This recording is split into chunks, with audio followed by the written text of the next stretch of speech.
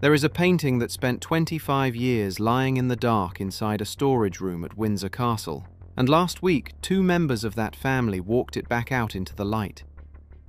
Princess Anne helped William pull off something that had been building for a quarter of a century, and the fallout inside those walls was so immediate and so violent that Camilla was left standing there completely gobsmacked, running straight to Charles and demanding that he fix it, only to discover she had absolutely no power to stop any of it. But the portrait is not actually the part that broke her. William built the plan.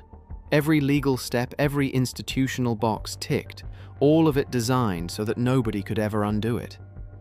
And then Anne did one thing at the end that was not in that plan at all, that nobody had scheduled and nobody had prepared for, and that landed on Camilla harder than the painting ever could. It stunned the country when it got out. From what I understand, it stunned William too. We are going to get to that, so stay with me. Before we go any further, make sure you are subscribed so you do not miss where this ends up. Quick word before we go deeper. I'm Harold. I spend my time going through everything that moves around this family.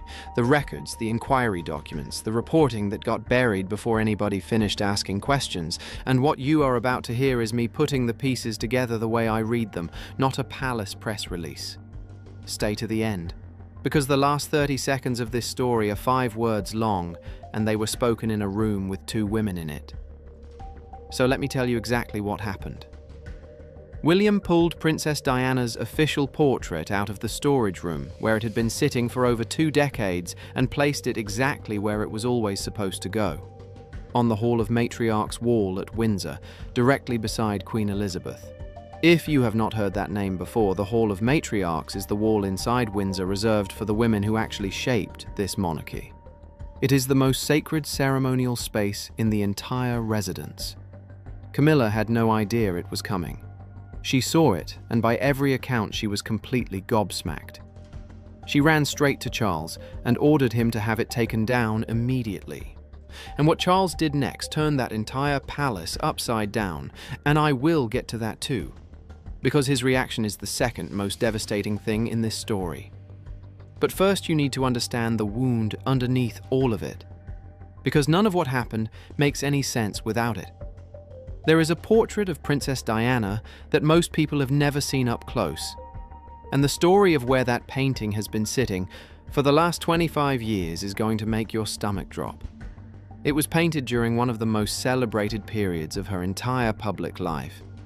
She was at the height of absolutely everything. Her beauty, her warmth, that thing she did that no royal before her had ever managed, where she made ordinary people feel seen and loved by somebody who had no reason at all to notice them.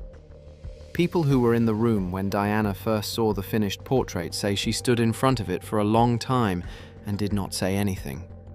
Think about that for a second, because that is a very specific kind of silence. That is what happens to a person when something captures exactly who they are, and they were not expecting it to. That portrait was supposed to hang in the Hall of Matriarchs. Diana never saw it hang there. She died before it happened. And after she died, the portrait was quietly removed from consideration, wrapped up, and put into palace storage, where it sat in the dark for over 20 years while the world outside those walls kept putting her face on magazine covers and memorial stamps and the front of every book about the modern monarchy. Now here is where you have to slow down, because what was happening inside that building in the days after her death is a completely different story to the one the country was watching on television. Diana died on the 31st of August, 1997, and the world grieved openly and loudly. You remember the flowers outside the gates. You remember the crowd standing there in the rain because they did not know where else to go. On the other side of those gates, it was quieter. And honestly, it was a great deal uglier. Within hours of her death being confirmed, the first calls made from inside the palace were not calls of grief.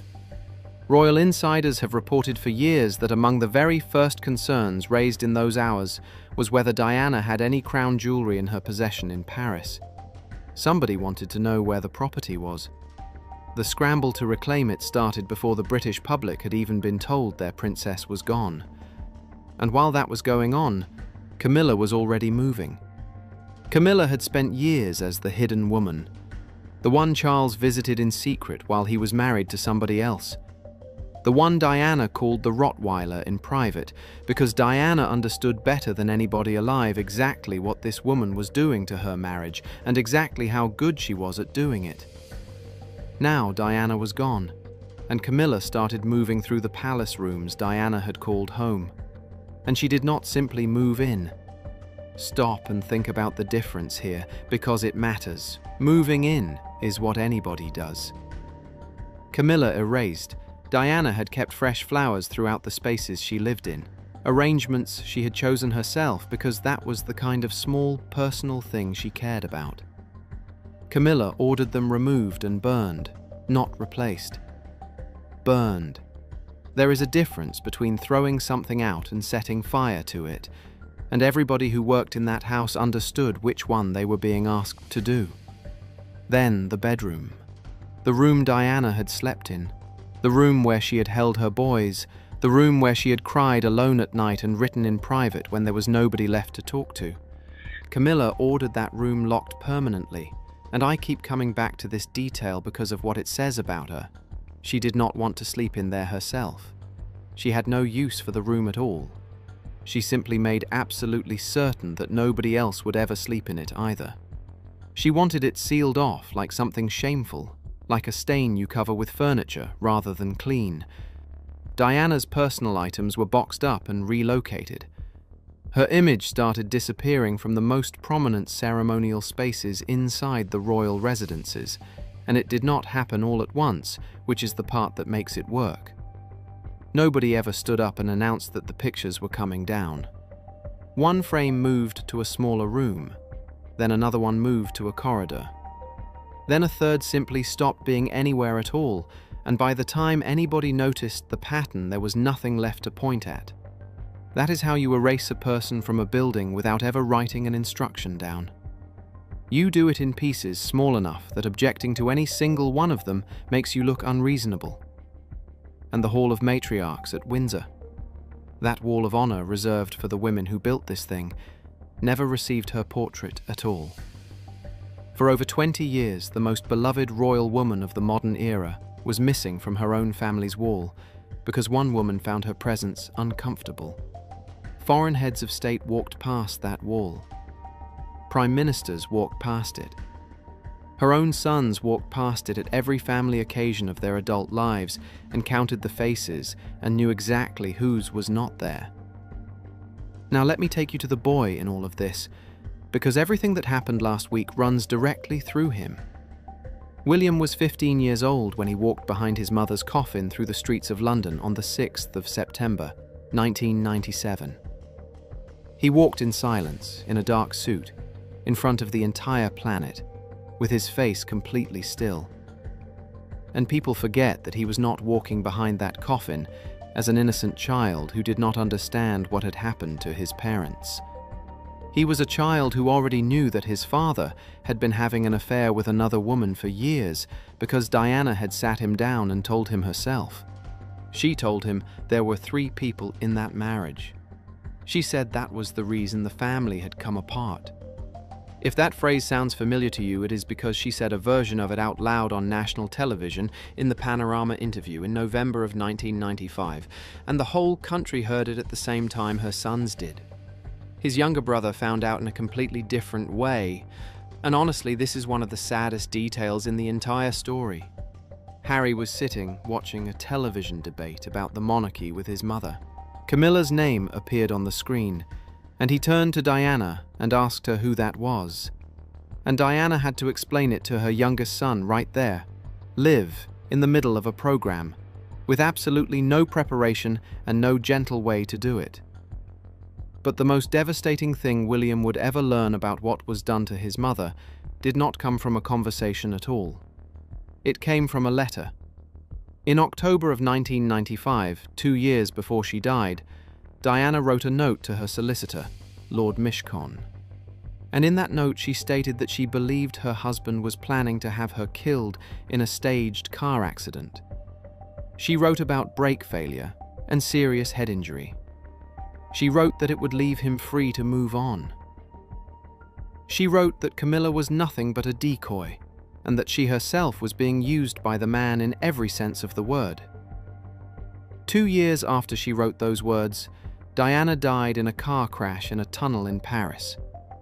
That note was handed to police after her death, and then sat untouched for 6 years before it finally reached Scotland Yard. 6 years. Think about that for a second, because it is the detail in this whole story that I cannot get past. A woman writes down that she believes her husband is planning to kill her in a car. She gives it to her lawyer. She dies in a car 2 years later. The lawyer hands the note to the police, and then it sits in a drawer for 6 years while the country holds inquests and prints theories and argues about seatbelts. Nobody has ever given a satisfying account of those 6 years. Charles was eventually questioned about it privately at St. James's Palace as part of the inquiry that followed. Now, I want to be straight with you here because this is the part where a lot of channels start selling you something. That inquiry looked at the note and looked at the crash and concluded there was no evidence of any conspiracy at all. I am not standing here telling you Diana was right about what she wrote. I am telling you that she wrote it. I am telling you she was frightened enough of the man she had married to put it in writing and hand it to a lawyer. And I am telling you that her 15-year-old son eventually grew up and read it. Watch what he does with the rest of his life, because that letter is sitting underneath every single decision. William and Harry did not know the full contents of that note for years, and when William finally understood what his mother had been writing down in the last 2 years of her life, and then turned around and looked at what had been done to her memory inside the palace walls after her death, something inside him hardened completely. It has never softened since, not once. He watched Camilla move through the rooms his mother had lived in. He watched portraits of his mother come off the walls.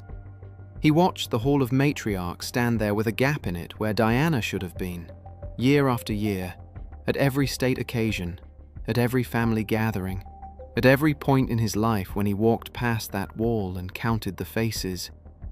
And in public he kept his face completely still, the way he had learned to at 15. On the inside, the anger was eating him alive. At 16, he finally broke.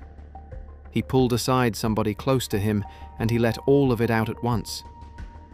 He said Camilla got her claws into his father and never let go for a single instant. He said that was the reason his mother was dead, because Diana had been driven out of her own family, stripped of her protection, pushed further and further out until there was nobody left standing around her, and she ended up alone and unprotected in a Paris tunnel in the middle of the night.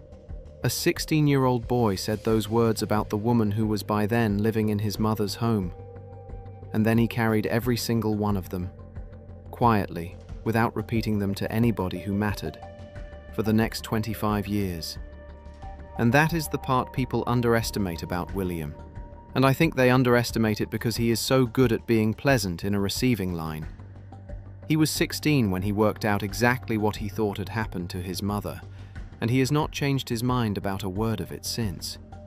He simply understood something at 16 that most people never understand at all, which is that saying a true thing at the wrong moment gets you nothing except the satisfaction of having said it. So he shook her hand at Christmas. He stood next to her in photographs. He supported her elevation when the moment came, in public, on camera, with a straight face. And he waited until the day he had the authority to act, and he never once let her see it coming. But William was not the only person in that family walking around with a wound connected to Camilla. There was one other, and hers ran deeper than his, and hers started long before Diana ever entered the picture.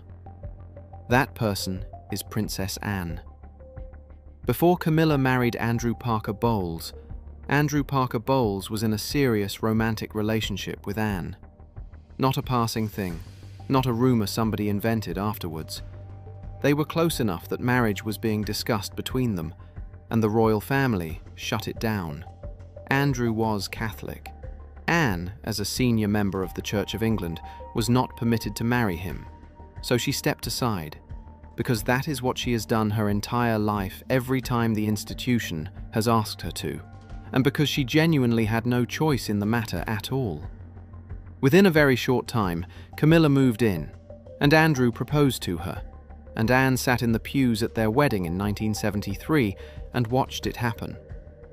Sit with that image for a moment, because it is the foundation of everything that came after it. A young woman in her early 20s sitting in a church watching the man she had been talking about marrying marry somebody else, having been told she was not allowed to be the one standing up there. And doing it in public, in a hat with photographers outside, with her face arranged into exactly the expression the institution required of her that afternoon. She did not make a scene. She has never made a scene about anything in her life. She sat through the service, she went to the reception, and she has never in 50 years said one public word about what that day cost her. That is the woman we are talking about here. Not somebody who lashes out. Somebody who files things away. And then the woman who took him spent the next several decades as a secret mistress who destroyed Anne's brother's marriage, broke Diana into pieces in front of the entire world, and eventually walked into Buckingham Palace with a crown on her head. Royal biographers have written for years that Camilla was deeply intimidated by Anne, that Anne's coldness toward her was nerve-wracking to be around, and that whatever sat between those two women from 1973 was never resolved, and was never going to be. And I think it is worth being precise about what that means in practice, because it is not shouting and it is not a feud anybody could photograph. It is a woman who says good morning and then says nothing else for the rest of the day. It is being seated correctly at every dinner for 50 years and never once being spoken to like family at any of them. It is the specific coldness of somebody who is never rude enough to give you anything you could complain about. After the coronation in May of 2023, Anne reportedly confronted Camilla at a private luncheon, looked her directly in the eye and told her something that has been repeated around that household ever since. That she is not the queen, that she is the king's wife. Anne has allegedly never bowed to her, not once. The story goes that she asked Queen Elizabeth personally for permission to be exempt from that particular protocol, and that the Queen granted it without much of an argument. And through all of it, Anne watched Diana be erased. She watched the portrait disappear into storage. She watched that wall stay empty for 20 years while the family put out statements about legacy and memory. And she carried every single piece of it in the way that Anne carries things, which is silently and permanently and without ever giving anybody the satisfaction of seeing it. So you had two people inside that family who both wanted the exact same thing, for completely different reasons, and who had both been waiting a very long time to get it. They wanted Diana back on that wall. And then came the night when the waiting was finally over. Now, William had spent years preparing this, and the preparation is the part that tells you what kind of man is going to be running this country. He did not storm into a gallery with a painting under his arm. He took meetings with curators about portrait placement protocol. He went through the historical records on every previous placement on that wall going back decades, so he could point at precedent for every single step. He made absolutely certain that every institutional rule was followed to the letter, so that once the portrait was hanging, there was no legal route for anybody on earth to challenge it or reverse it. He had been playing a 20-year chess game inside his own family. This was the move he had been building toward the entire time. And in the last video on this channel, I covered what Anne did in that corridor outside the throne room, the day she crushed Camilla's final plea and walked Catherine straight through those doors while the whole country looked at the photograph over breakfast the next morning. A lot of you came into the comments underneath it asking me the same thing. You wanted to know what Anne and William are actually capable of when the two of them stop working separately and start working together. This is that video. Because the night before it happened, William picked up the phone and called his aunt. The call was short. Neither of them needed a long one, and both of them had been waiting a very long time for the conversation to happen at all. Anne said she could not wait to see the look on her face. She said it was long overdue. She said Diana deserved to come home. And William said she comes home tomorrow. That was it. The call ended. Two people in two different buildings, both of whom had spent decades keeping their faces completely still in public rooms, agreeing in about 30 seconds to do the one thing nobody in that household had ever dared to do. And Camilla had no idea any of it had happened. She had spent 25 years believing she had won. And honestly, why wouldn't she? She had the ring, she had the title, she had the crown on her head at Westminster, and she had the walls of that palace arranged exactly the way she wanted them. Every trace of the other woman was in a box somewhere or behind a locked door. She was about to find out how wrong she was about all of it. So let me take you into the night Diana came home, because the planning around it is genuinely something to look at.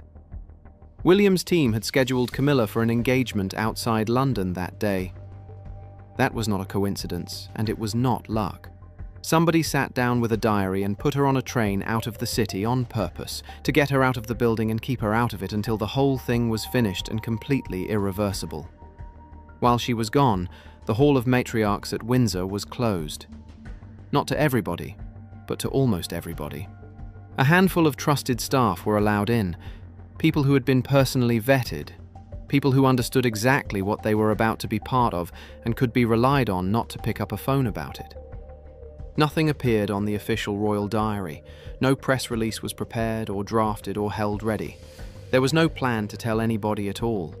This was happening in total silence, which is how you know it was never about making a statement. It was about getting it done. In the early evening, the portrait of Princess Diana was carried into the Hall of Matriarchs. It had been sitting in protective wrapping in a storage room for over 20 years. And the people who have described that evening keep coming back to the same detail, which is the way the staff handled it as they brought it in. They moved slowly with it. They moved with it the way you move with something that has already been hurt once and does not deserve to be hurt again. And Princess Anne was there, not sending word, not receiving a report afterwards. She was standing in that room, in person, because she had insisted on overseeing the placement herself, and she was not going to let anybody else do it for her. Here is the thing about that, and I want you to hold on to it. Nothing in William's plan required her to be there. The curators had it. The protocol was cleared. The precedent had been checked and rechecked for months. She could have stayed exactly where she was and read about it in the morning like everybody else. She came anyway. She had waited 50 years, and she was going to see it with her own eyes. The protective wrapping came off slowly. And for the first time in more than 2 decades, Diana's portrait was fully visible inside the walls of Windsor Castle, in the room where it had always been meant to be. And I have thought about that moment a lot because of who was standing in the room to see it. Anne knew that face when it was young. She was in the family before Diana arrived. She was there through the wedding and the marriage and the collapse and the funeral, and she watched the whole arc of it from about 4 feet away. So that wrapping came off in front of a woman who was not looking at a national icon or a magazine cover at all. She was looking at a girl she had watched get destroyed by the same institution she has given her entire life to. The frame was prepared. The placement was measured and confirmed and measured again.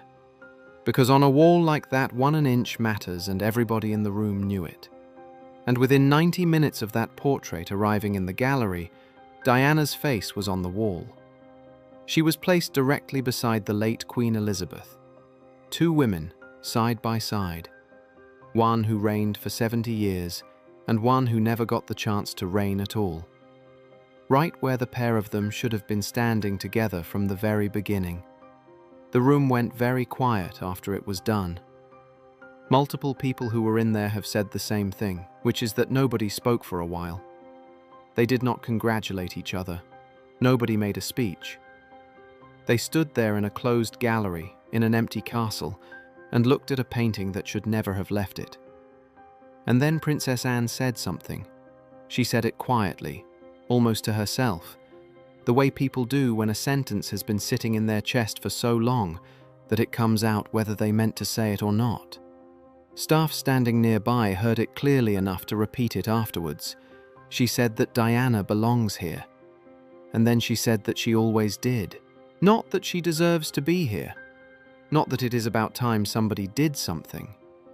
Belongs, in the present tense, as though the last 25 years had been an administrative error that somebody had finally got around to correcting.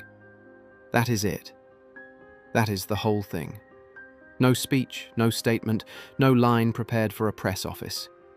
Just the truth said out loud in a room that had been carefully silent about it for 25 years, by a woman who has spent her entire life not saying things. And I want you to understand the size of what was actually being corrected in that room.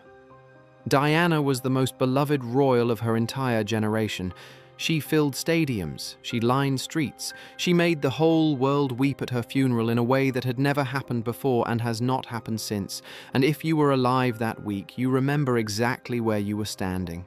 And her own family kept her portrait locked in a storage room for over 2 decades, because one woman found her presence threatening.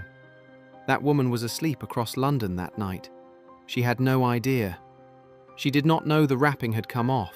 She did not know the frame had gone up. And she did not know that her stepson and her sister-in-law had been standing in a gallery at Windsor a few hours earlier, looking at a face she had spent 25 years removing from the building. Now, there is something you need to understand about how frightened Camilla had always been of exactly this moment, because it did not start last week. Camilla finally met William face to face for the first time at Clarence House, and one royal biographer reported that she was shaking beforehand, that she needed a drink to steady herself before she could walk into the room. She was physically trembling at the thought of facing a teenage boy. And people have offered all sorts of explanations for that over the years, but the simplest one is usually the right one. She knew exactly what she had done to his mother. She knew that he knew, and she had absolutely no defense to offer him, not one sentence, because there is no version of that conversation where she comes out of it well. She had been afraid of William since he was 16 years old, but she had never once imagined he would do this, that the boy who walked silently behind his mother's coffin would spend the next 25 years quietly, methodically, patiently building toward a single evening where he would put his mother back on the wall she was always owed, and do it so carefully that not one person could take her down again. That evening, Camilla came back from her engagement outside London. She went to sleep in the palace she had spent 25 years reshaping and restructuring and scrubbing clean of another woman's presence. She slept. And a few miles away in the Hall of Matriarchs, Diana looked out from the wall beside the Queen. The next morning, Camilla was going to wake up and walk straight into the worst day she had experienced in decades. She just did not know it yet. Camilla came back to Windsor the following morning, expecting a completely normal day. A schedule, a car, a set of engagements. The usual. She walked in. She heard the news, and the reaction was immediate, and it was physical. She did not compose herself. She did not go somewhere private and process it and come back out with a face on. Everybody who was near her that morning describes the same thing, which is that she went completely rigid with fury, standing right there in the corridor in front of household staff who suddenly had somewhere else they needed to be. Then she started issuing orders. She ordered the portrait taken down at once. She demanded an emergency meeting with William. She insisted that Charles step in on her behalf and deal with it. And she demanded a full explanation from every single member of palace staff who had been involved in carrying that painting into the gallery. Every one of those demands was refused, every single one of them. And notice the last one, because it is the most revealing thing she asked for that morning. She wanted names. She wanted to know which members of staff had been in that gallery, which is not the request of somebody who wants a painting moved. That is the request of somebody who intends to deal with the people afterwards, the way she has dealt with people in that building for 25 years. They would not give her the names either. For the first time in her entire royal career, Camilla was completely powerless inside her own home. And I want you to think about how strange that must have felt for her, because this is a woman who has spent 25 years being the person in that building whose preferences quietly became policy. Rooms got locked because she wanted them locked. Flowers got burned because she wanted them gone. Portraits came off walls without anybody ever writing an instruction down. And she had just discovered that a palace which can be restructured around one woman can be restructured right back around another one, and that she had no authority to stop it happening. But the refused demands were not the worst part of that morning. Not even close.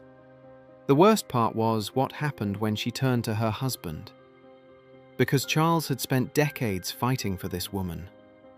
Understand the scale of that before you judge his next move. He fought the institution for her. He fought the public, who despised her for years and made no secret of it. He fought the press. He fought his own sons, both of whom told him to his face not to marry her. He spent 25 years being the one person in the entire world Camilla could rely on to stand up for her when nobody else would. And now she was standing in front of him, humiliated and furious and shaking with it, waiting for him to pick up a phone and make this go away like he always had. He looked at her, and he said nothing. That is it. He let his son's decision stand. He let his sister's actions go completely unchallenged. He did not make one call. He did not raise a single objection with anybody. He sat there and he let Diana's portrait stay on that wall. And you have to understand what a phone call would have cost him, because it was not much. He is the king. One sentence to a private secretary, and that painting comes off the wall by lunchtime, and the story never leaves the building. Whatever legal groundwork William had laid, the sovereign asking for something in his own castle is not a small force to push against. He did not do it. He chose the cheapest possible option for himself, which was silence, and he handed his wife the bill for it. Palace insiders say that in that one moment, Camilla understood something she had never in her life been forced to look at directly. Charles had made his choice. He had chosen the institution. He had chosen his son. And after a lifetime of getting it wrong, he had chosen to finally honor the woman he had spent that lifetime wronging. And here is what makes his silence so much heavier than it looks on the surface. This is a man who, according to reporting that came out recently, has been privately begging William not to push Camilla out after he dies. He knows exactly how deep his son's resentment runs. He has spent years trying to hold that resentment in place with his own hands, asking for patience, asking for time, asking for one more year of peace. Sources close to the family have confirmed that William still carries real, unresolved anger toward Camilla over what was done to his mother.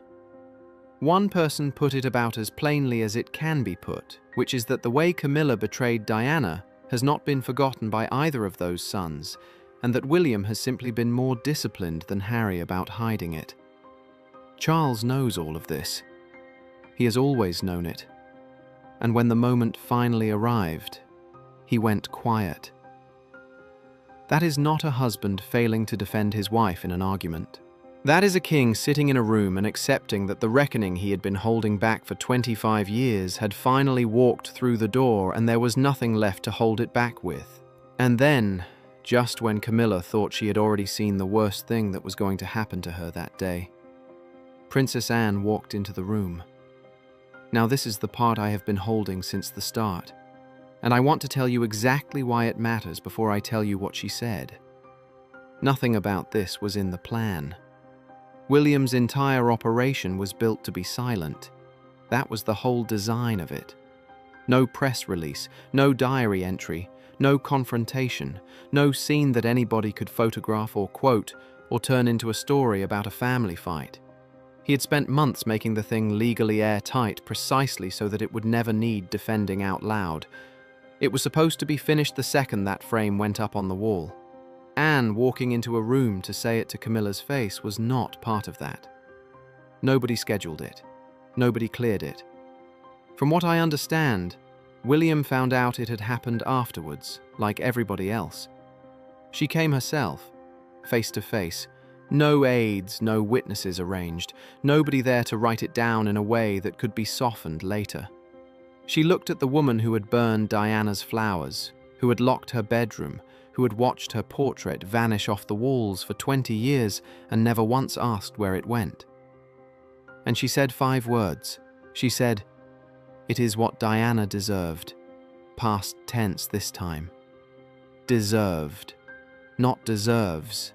Not is owed. Not should have had. A statement about a debt that had been outstanding for 25 years and had just been settled in full by somebody else. That is the whole thing.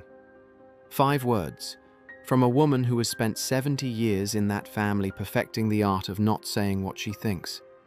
And Camilla stood there and took it, because there was nothing she could do with it. This is the one woman she has never been able to win over, never been able to charm, never been able to intimidate, never been able to make bow to her, not once, not even after the crown went on. And that woman had just walked into a room, told her that her 25-year project had been undone because the other one deserved it, and walked back out. The story got out.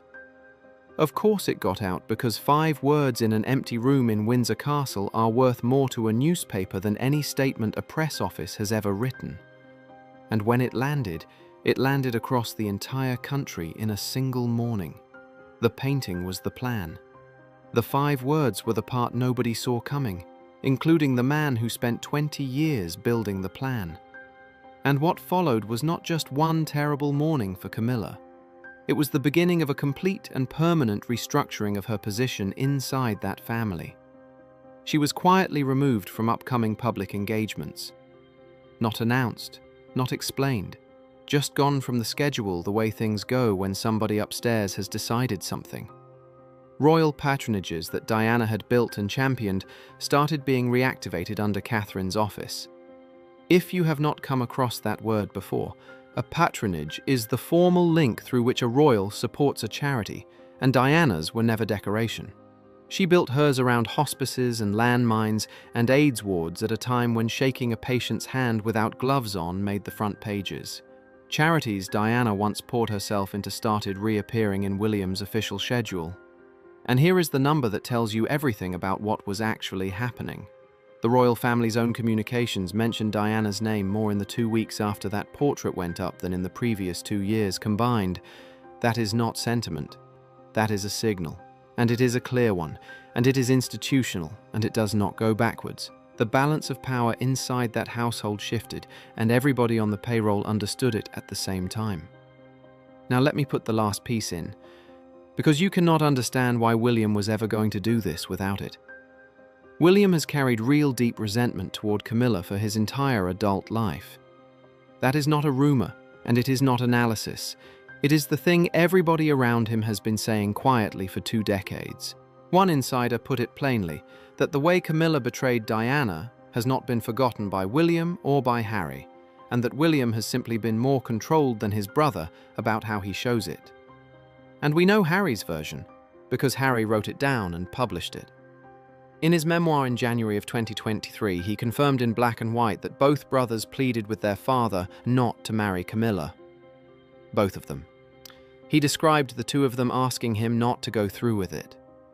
He wrote about her in the language of a villain and a wicked stepmother, and he did it in a book that sold millions of copies in its first week. So both sons felt exactly the same way. They simply chose completely different weapons. Harry chose to explode in public and take the consequences. He said everything, all at once, to everybody, and burned his position in that family down to the foundations doing it. William chose patience. He chose the institution itself as the weapon. He waited until he had the power to use it properly, learned the rules well enough that nobody could use them against him, and then he moved once, cleanly, at a time of his own choosing. And that is why Charles has been privately asking him not to push Camilla aside after he is gone. Because Charles knows exactly what his son is. He knows that the moment William takes that throne, every single aspect of Camilla's public and private royal life gets reviewed, restructured and decided by a man who has never once forgotten what she did to his mother, and who has now demonstrated in front of the whole country that he is prepared to act on it. Diana's patronages are coming back. The charities she built out of genuine love are being lifted back into the light under Catherine's name and William's diary. Diana's name is being spoken inside official palace communications with a frequency and a depth of respect that has not existed since before she died. And the Hall of Matriarchs at Windsor now has her on its wall, beside Queen Elizabeth. The two women who between them define the entire emotional heart of the modern British monarchy, standing together at last on the wall where they always belonged. William was 15 years old when he walked behind his mother's coffin through the streets of London. He made himself a promise that day, and then he did the hardest thing a furious person can do, which is nothing at all, for 25 years, while he built the ground underneath it so carefully that nobody could ever pull it out from under him. And when he was finally ready, he brought in the one person in that entire family with the standing and the history and the sheer nerve to make it stick. Then one quiet evening, while Camilla was asleep across London with no idea at all, the two of them walked his mother back into the room she had always been owed. Diana would be proud of the man her son turned into. I think that is the honest read on all of this, and I think anybody who watched that 15-year-old boy walk down the mall in 1997 would agree with it. But the person who has to live inside the result is not him. Camilla spent 25 years getting that face off those walls. She burned the flowers, she locked the bedroom, she boxed up the possessions and kept the portrait in the dark for over 2 decades, and she genuinely believed it was finished. And now she has to walk past Diana every single day, in a house she thought she had won, in a family where her husband will not lift a finger for her, past a wall she is not allowed to touch, with 5 words from her sister-in-law, following her down every corridor in that building for the rest of her life. Thanks for watching. If you got something out of this one, hit that like button and subscribe, and I will see you in the next one.